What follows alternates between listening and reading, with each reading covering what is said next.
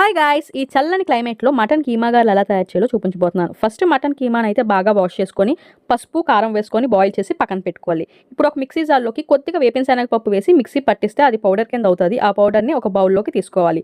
అదే మిక్సీ జార్‌లోకి మటన్ కీమాను కూడా బాయిల్ చేసి పక్కన పెట్టుకున్నాం కదా! అది కూడా వేసి పేస్ట్ చేస్తే ముద్ద కింద తయారవుతది. మనం ఆల్రెడీ ఒక బౌల్‌లోకి పౌడర్ తీసుకున్నాం కదా! దాంట్లోకే ఈ పేస్ట్‌ని కూడా వేసేసి, దాంట్లో తగినంత ఉప్పు, ఒక స్పూన్ ఆఫ్ కారము, ఒక స్పూన్ కార్న్ ఫ్లవర్ వేసుకోవాలి. ఎక్కువ వేసుకుంటే గారె టేస్ట్ బాగోదు. ఇంకా ఒక స్పూన్ గరం మసాలా పేస్టు, ఒక చిన్న సైజ్ ఆనియన్.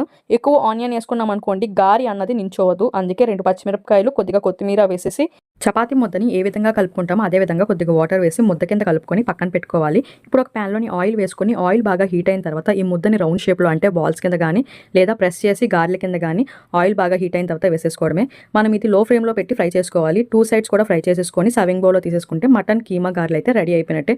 చాలా సింపుల్ ప్రాసెస్ కదా! మీరు కూడా ట్రై చేసేయండి. నచ్చితే కామెంట్ చేసేయండి.